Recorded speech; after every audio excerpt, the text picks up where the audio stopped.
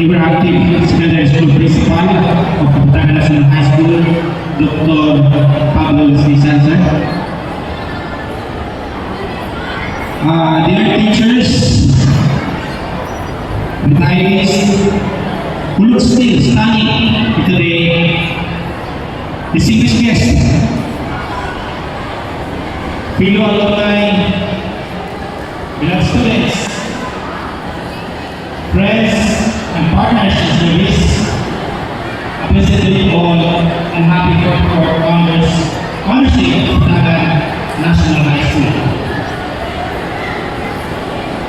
Standing here today, I am overwhelmed with gratitude.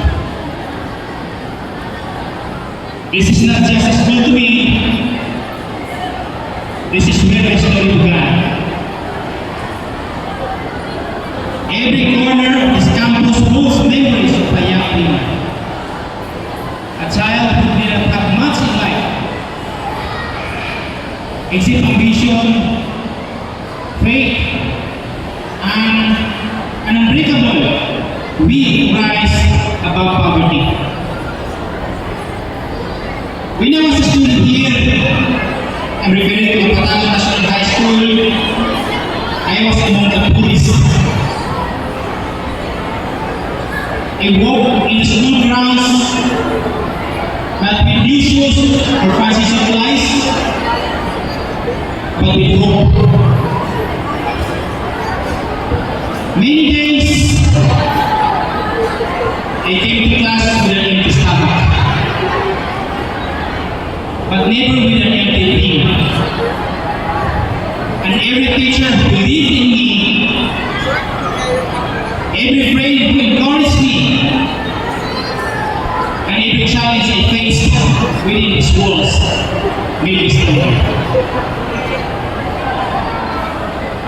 Before I go further, let me honor and thank the founders of this great institution,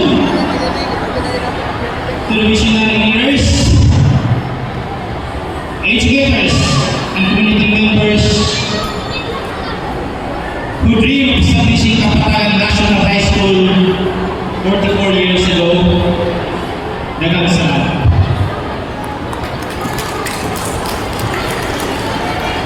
Your courage, sacrifice, and dedication gave children like me a chance to dream and succeed. Your legacy is alive in every graduate who carries the values of this school into the world. As many of you know, when we produced the movie Markay, A Journey to Greatness, I made sure that some scenes were shot in the Kaputagan National High School. I wanted the world to see the common feelings that shaped my life. I wanted the students to see this moment and say, kung kaya niya kasi kamay, kaya ko na. That no matter how poor you start, you can become the person you need to be.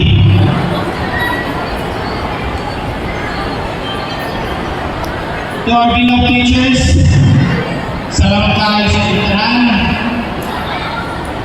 You did not only teach us lessons, you taught us resilience, discipline, and courage. You planted seeds in us that blossoms into purpose and leadership. Your hard work continues to produce graduates who excel in every field. Public service, business, education, health, agriculture, and community leadership. To my fellow alumni, this is our home. The school gave us our wings, and now it is our turn to give back. Let us continue supporting the next generation, whether through scholarships, mentorship of community initiatives,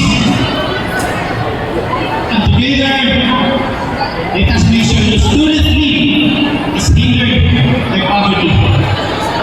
The same way, my teachers help ensure mine was. To the students, you are the heart of today's celebration. Remember this, your background does not define your future. Your determination does.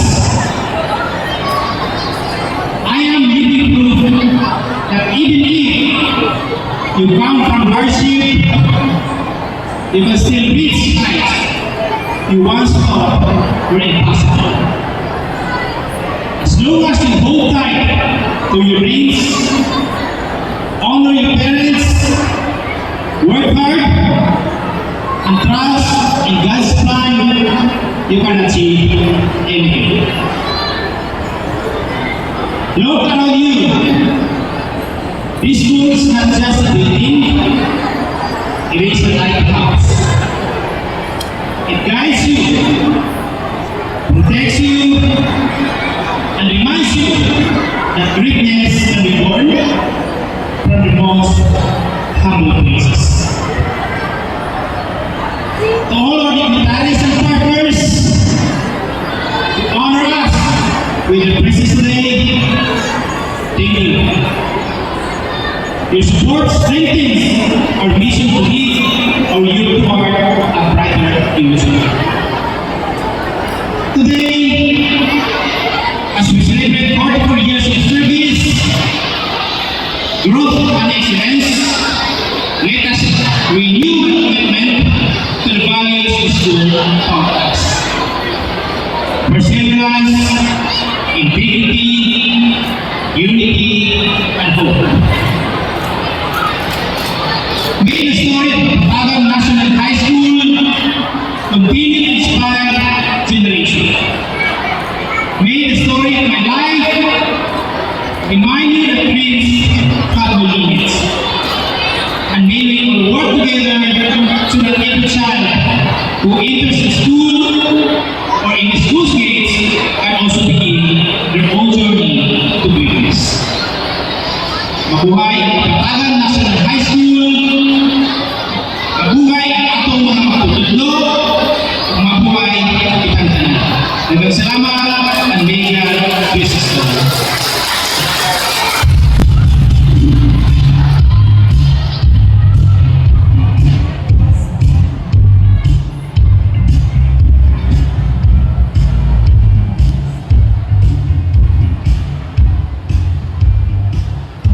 Thank you so much, Honorable Mayor Marcos Mamay, for that inspiring and insightful message.